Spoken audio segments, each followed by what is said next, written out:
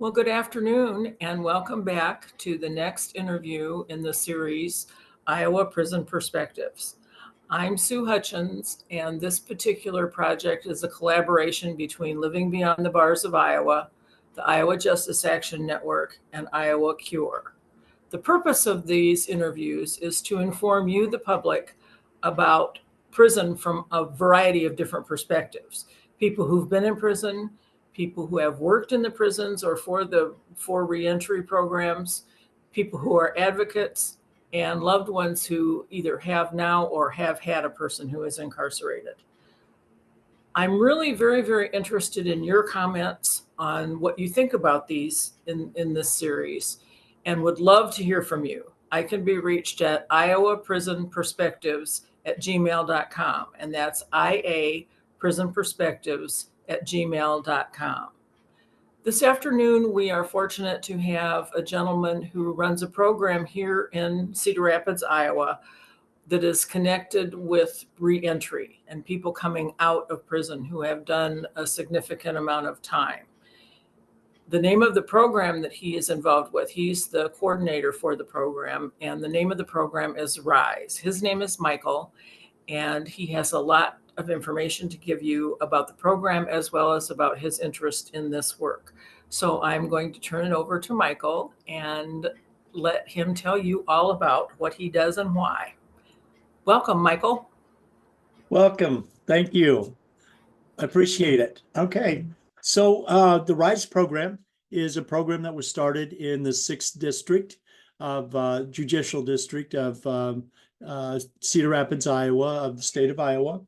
And what we do here is that we work with folks that have been incarcerated and that have just gotten out and are reentering. We provide the physical things that people need to be successful in the community. That's kind of a fancy way of saying that what we do is we provide hygiene, clothes, we help with job search, we help with housing, and they come with us to us with a variety of issues, and we work with them to try and figure those out. For example, one issue that we worked with was a gentleman just started a job in construction, and we were able to purchase the tools that he needed to be able to do that. We provide steel toe boots, non-skid shoes for folks that are working in, whatever's appropriate for their industry. Mm-hmm. Would you say, Michael, that people come out of prison prepared? Or do you think that maybe the Department of Corrections could do more to prepare people for reentry? I really don't think people are prepared at all. We have to be very careful when folks come to us because they are usually pretty vulnerable when they get out. And it's a big adjustment for them going from incarceration, especially folks that have been in for 15, 20 years, to come out and try and work on things. What I find is that they want to do it all right now, and they want to get it all done right now. But we have to slow them down a little bit and say, okay, let's do this step today. Let's take care of this issue right now.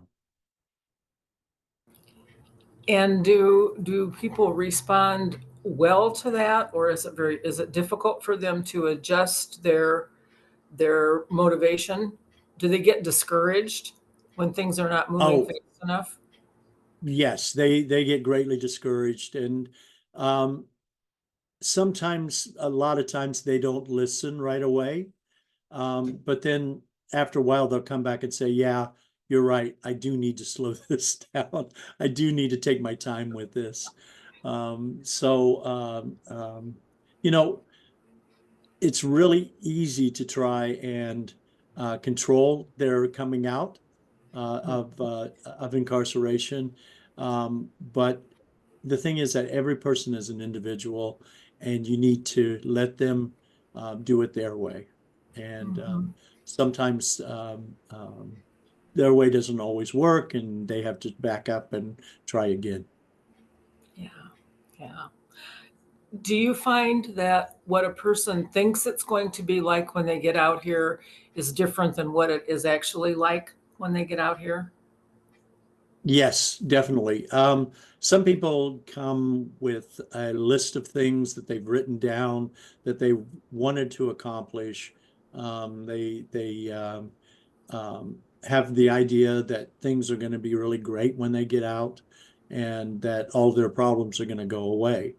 Mhm. And there are some things that are tons better than what they were before, but Mhm. being out creates a whole another list of issues for them and opportunities for them to grow. Yes, yes. Well, as you know, one of the things very dear to my heart is the family and the people, the support network that they have when they come out. Does your organization do anything to foster that or to help them with connections to their loved ones and their families? There's been some things tried in the past. And since COVID, we've not really worked with families very much, but we're hoping that in 2025 we can get things going to Mhm. work with family members. Hint, hint, Sue. Yeah, yes, that is so important to my mind. That is so crucially important for people to, if they have a connection with family, whoever their family is, if they have whatever connection they have, that that be fostered as long as it's not illegal, not for Right, illegal. right, exactly. But yeah, but yeah, people really need that support along the way for the rest of our lives. We need support. I mean, we're creatures of social interaction. So we need community. Could you tell us a little bit, if you would, whatever you're comfortable with, about how you got interested in this work, about what brought you to working for Rise? I have always worked with nonprofits, nonprofit organizations, and I keep coming back to housing issues and working with folks on housing. And I started off with a very religious background, and I went to college and went on to seminary after college and got a Master of Divinity degree. Following Jesus and the teachings of Christ have been very important in my life. Mhm. And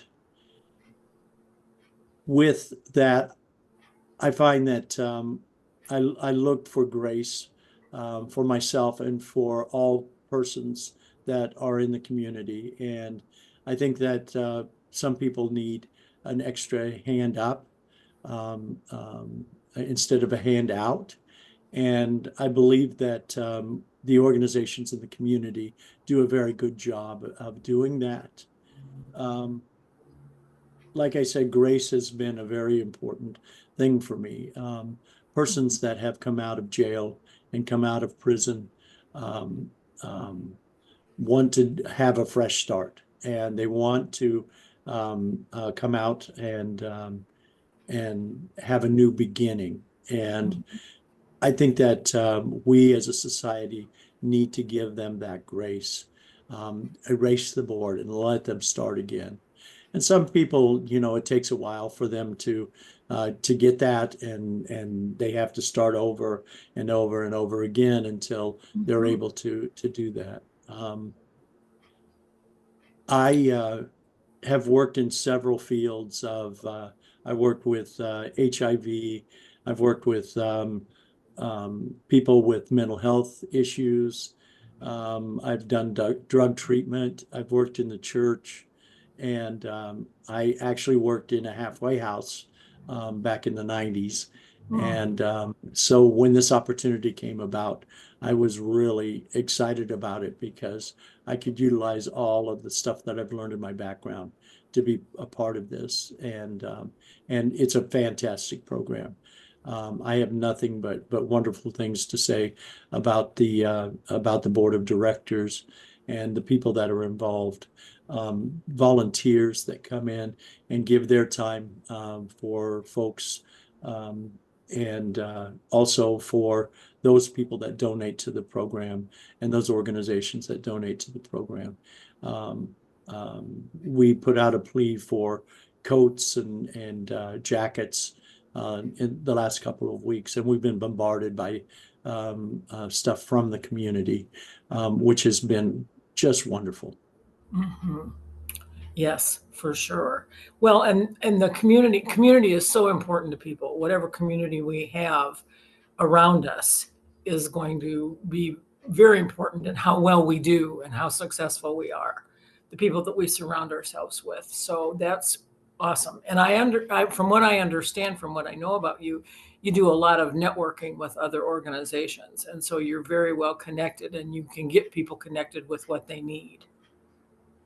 It's that's part of my background is Mhm. I grew up United Methodist, and we're all about connections and that kind of stuff. And I've learned over the years that we don't need to reinvent everything. That there's organizations out there that can do a better job of doing stuff than we can, and getting connected to those folks and getting our folks there, not just telling them about the program, but actually helping them get there, has been very important to me and to our organization. Yes, yes. Well, and you do a really good job of that, I must say. I hear really good things about the job that you do as far as Oh, working thank you. with others in the community. So that's wonderful. Do you have contact with people prior to their release from prison? Very limited. It's been a real difficult thing to be able to talk to folks. A lot of times I will get information from people 2 months after they've written it. And then by the time I go to get back to them, they've already left Hmm. whatever setting that they're in. And so communication has been a huge barrier for us as far as folks go. But the reality is, we really can't do anything for people until they get out into the community, which is another barrier. Um, uh, Housing is not available until their feet are on the street. Hmm. Um, Employment, people do not provide employment opportunities for folks until they actually get a chance to see them and meet them and get to know them. So I'm going to say at this point that it's been very, very difficult um, to get in and be a part with folks that have been incarcerated. Part of the issue for us too is that we have people coming to Cedar Rapids from across the country because the sixth district has a halfway house for federal prisoners, and they also have a halfway house for state folks. So we have people from all of the institutions here in Iowa coming to Cedar Rapids, and including the jails. And we also have people coming to us from North Carolina, Florida, Kansas, Illinois. And for a lot of people, they're coming back to their home area.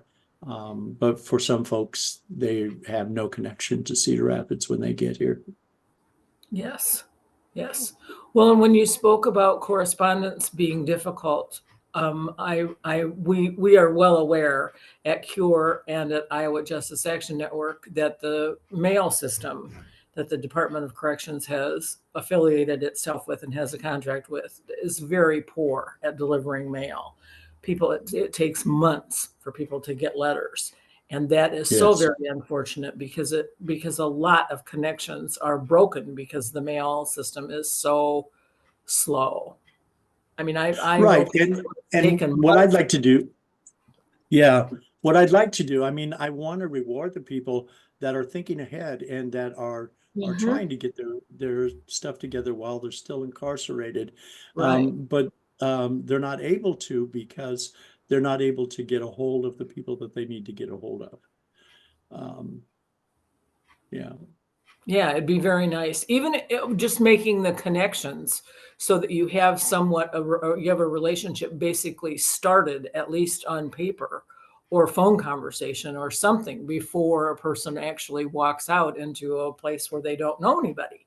I mean, Yeah. it'd be excellent. That would just be very, very helpful. I know it would make me feel better if I was coming out of prison to at least have one person or an organization that I actually had been able to touch base with, and I knew somebody's first name there and it had some correspondence with them. So that would be really, that's something maybe to look forward to in the future with the Department of Corrections. We'll see if they ever bring that sort of thing back, but that'd be really good if they did.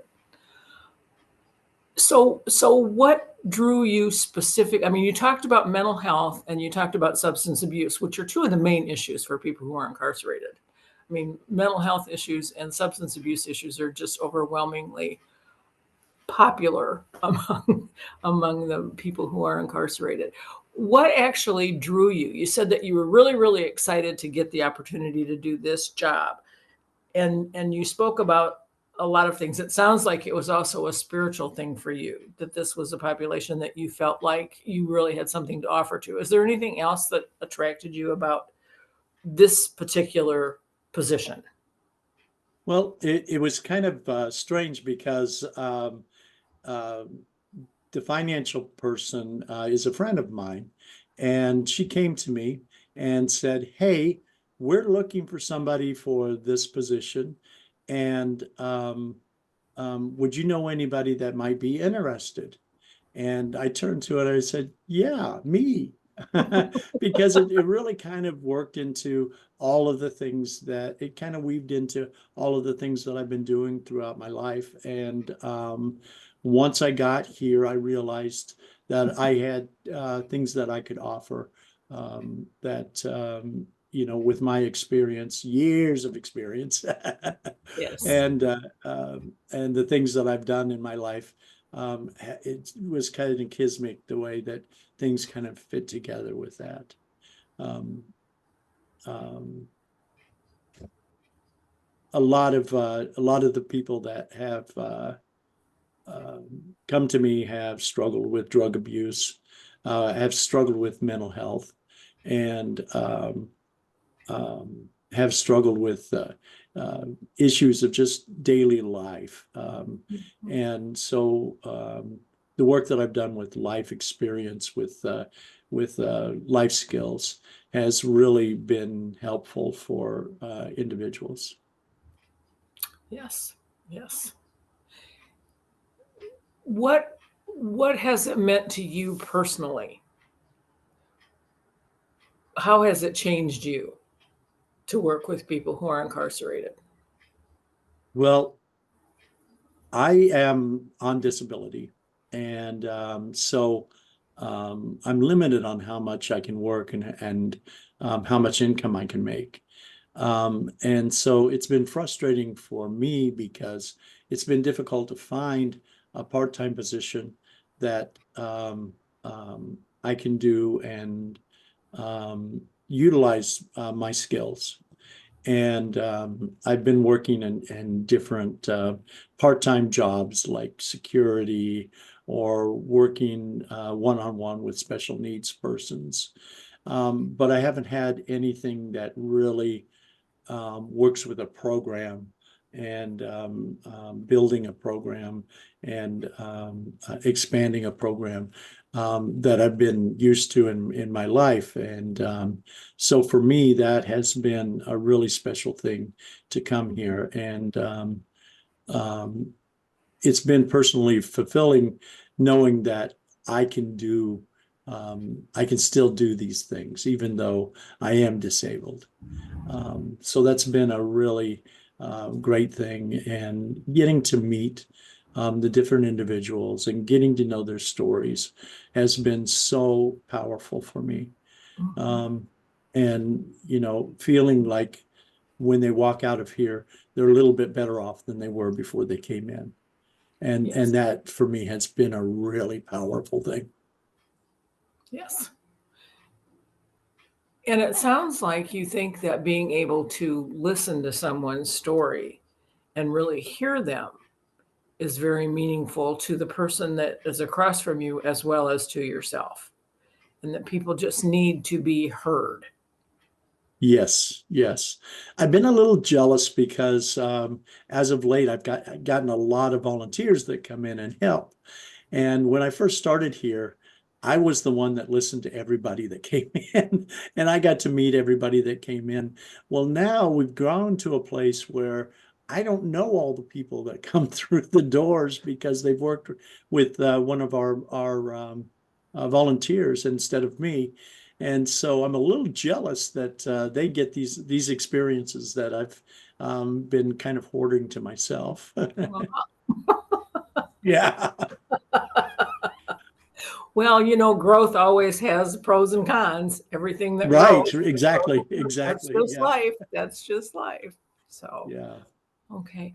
Well, can you tell us a little bit more about the history of RISE and what organizations you actually have plugged into for things like clothing and jobs and housing, and what relationships you have built in the community with these different organizations? Okay, absolutely.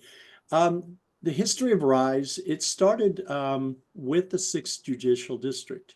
The president of our board, Kim, and Mary D, came together and they started kind of forming what RISE would look like.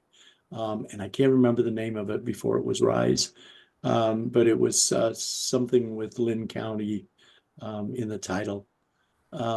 But anyway, what they did was the um, the district had some money that they set aside Mhm. to be able to help people with the issues that they could not um, provide through the district.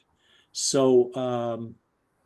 so that folks could come and get hygiene and especially folks that had been homeless and that don't have support in the community, they could give that extra support to. Um, as it turned out, they were not able to do that anymore because the auditors said, no, this is irregular. It doesn't look good. So they decided to put Rise in with another organization called Fresh Start Ministries. And Fresh Start Ministries has been in the community for 52 years now. And Mhm. what they've done is they've provided chaplains for the county jail and for Mhm. uh, the youth detention center. They have a Bible study program in in the jails. And they also have a mentoring program for people that have gotten out. Um, it was just kind of a nice fit. The one issue is that Fresh Start Ministries is a Christian-based organization, and our program is a secular organization. Yes. So just fitting those together has been um, kind of we have to be very careful in what we can do and what we can't do here because we receive some funding from the county and that kind of stuff. So we have to be very careful about not being um, too religious. Mhm. So um, anyway, so some of the organizations we're working with, Waypoint uh, does all of the housing programs in Cedar Rapids now. And we've gotten it so that a representative from Waypoint comes and joins us every Thursday from 1 to 3. And they're able to help people with housing issues. They also have put together felon-friendly lists of landlords and apartments around the city so that folks are uh, easierly it's easier for them to find a program for them to be a part of. Able Yeah, to, I got it yeah. out there somehow. Um, yeah, another organization that we've worked close with is Iowa Works. They work very well with our population on helping them get out in the community and get jobs. Um, Mhm. Steve is able to get persons bonded so that they're able to work cash registers. Basically, what the bonding process is that they get bonded if they would happen to run off with cash in the cash drawer. Then the folks that bond them will pay that money back, Mhm. which is very attractive for people that are in the community, because they're when they take a leap of faith, it's not that big a leap for them because they've got that insurance in there. And does that Um, happen very often? Because I know the public is afraid of that, and I'm not sure the yeah, public realizes that. At least my understanding is that hardly ever happens. Very, yeah, very rare. Really, very, very rare. Yes, yes. I have not heard of anything yeah. around here No, I'm happening like that. But it's just one of those things that help the public feel a little bit better about hiring ex-offenders. right. It So also is unfortunate because that stigma is still yeah, so strong that if you once you've been in prison, you're probably not a good worker and you're probably a thief. And right, what we right. find is that statistically that is not accurate. People who have just come out of prison are the best workers. People they're the best workers and they don't do anything wrong typically Yeah. because they really appreciate having a job. Unless they close down a McDonald's for you for the day and Well, yeah, there is that. There is that. we won't get into that. Um, but Iowa Works is going to come and start a workshop here once a month called Emerge.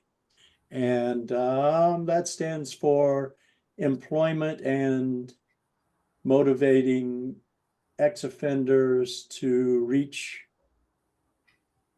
Gainful Employment.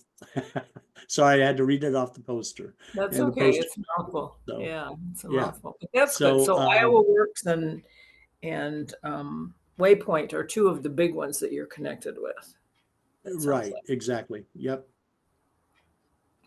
And are there others? Do you give people vouchers to get clothes like at Salvation Army or Sure. Goodwill or At Goodwill, we do that. We also provide ID vouchers so that people can get an ID. And one of the things that's been nice about the sixth district is that folks that are in the halfway system can go ahead and get their IDs right at the counselor's desk. So awesome? if we pay for their ID, then they can go ahead and print out an ID right there from their desk, and then the DOT sends them a hard copy in 10 days, just like they do everybody else. So that has really helped people. We also work with the bus program here in town for transportation. Um, we provide bus passes for them to get downtown. And then once they get downtown, they can get a 4-year pass so that they can ride the bus for free. The only thing they have to do is prove that they're low income. Mhm. Um, yeah, another program that we work with is with the sixth district themselves. We have a strong working relationship with them. They send us referrals all the time of folks that are in need, and we're able to provide some services for them. Also, folks that are in the halfway houses need to do 4 workshops before they get out of the halfway houses. So we're providing workshops for them. Right now, we're doing SMART goals, community resources that teaches them what's in the community available for them to utilize. And I had some interns just redo our resource list, Mhm. so we've got a longer list than we had before, and they corrected some of the data that was in our old brochure. Um, the third class is one that I call how am I going to mess this up? And it looks at the holes in their plans and how to fill in those holes and how to develop support so that they're not out there on a branch by themselves trying to stay clean and sober or trying not to get in fights and that kind of stuff. And then the fourth workshop that we do right now is called mock interviews, where we sit down with folks and we interview them, and then we critique the interviews and talk about how they can do it better and that kind of stuff. And Yeah. and I'm planning on adding another one, probably replacing the SMART goals with one called Moving On Up. Mhm. And basically, that'll be working with how do you move from halfway house situation to being out in the community? What are the things that you're going to have to think about to when you leave? So, how to get housing, how to budget, how to um, go grocery shopping, um, um, you know, um, providing finding transportation and making sure that you're in a situation that works for your job, that kind of stuff. So that'll be coming up soon too. Yes. Yes.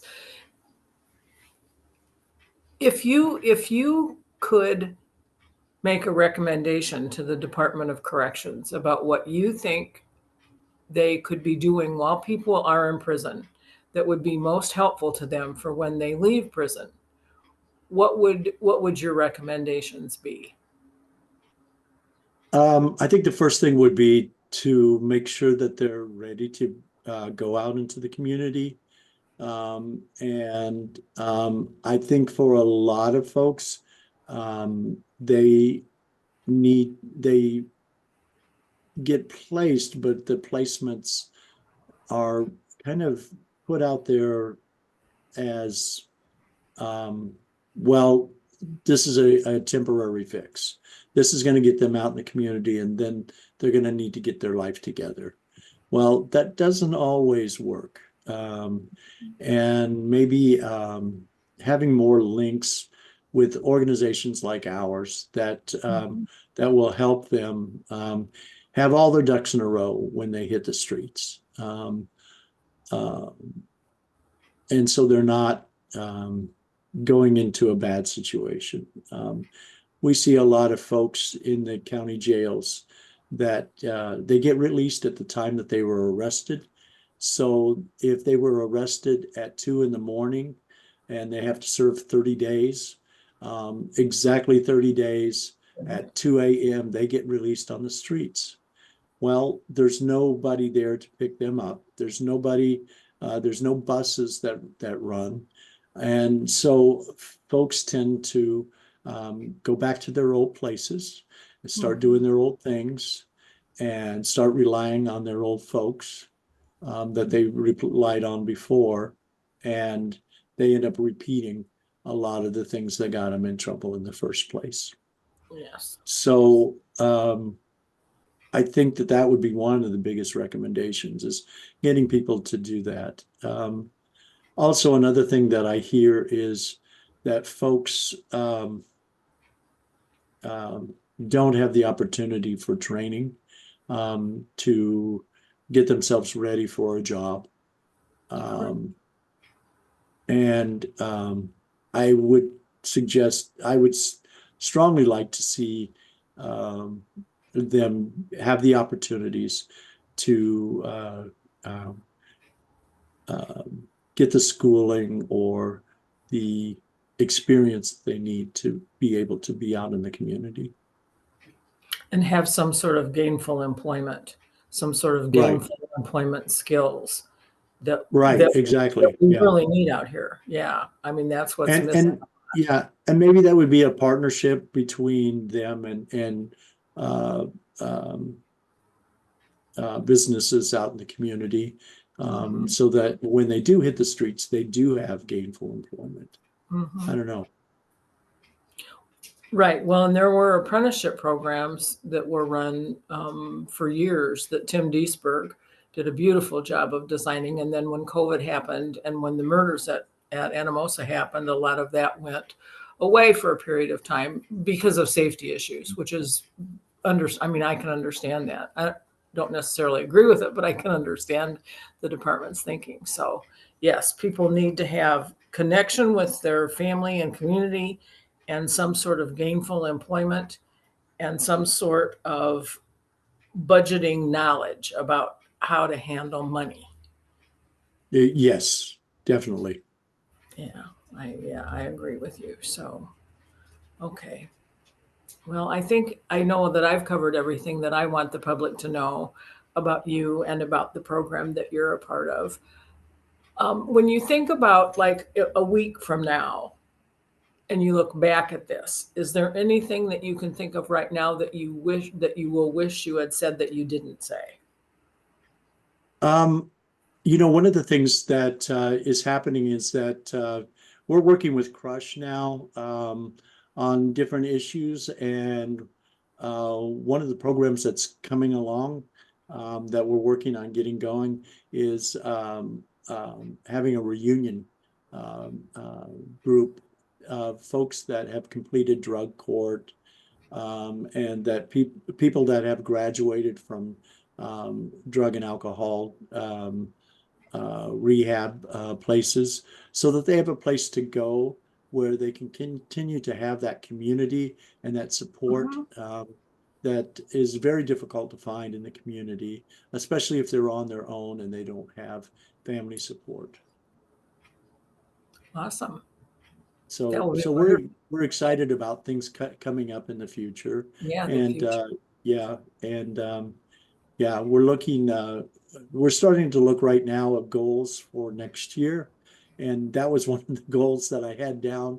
So it was kind of kismet when I was approached and asked if we could house a program like that. And Yes. so it's pretty exciting. Very exciting. Very exciting. Very exciting. Well, I think that pretty much covers what we wanted to cover for today and letting the public know what RISE is and what your views are and what's needed in the community, as well as what maybe the Department of Corrections could be doing in addition to what they already do that would be helpful to people prior to their release. So, with that, I think we can close for today. And I want to thank everybody for tuning in and listening. And please contact me, whether you agree with what we're saying, whether you disagree with what we're saying. If you love someone who's incarcerated, or if you have been incarcerated yourself and you feel like you would like to be interviewed, please contact me. I can be reached at Iowa Prison Perspectives at gmail.com, and that's IA Prison Perspectives at gmail.com. So I will say goodbye for this afternoon and thank you very much for joining. And I will see you again soon. Thank you. And thank you very much, Mike. Bye for Sure. now.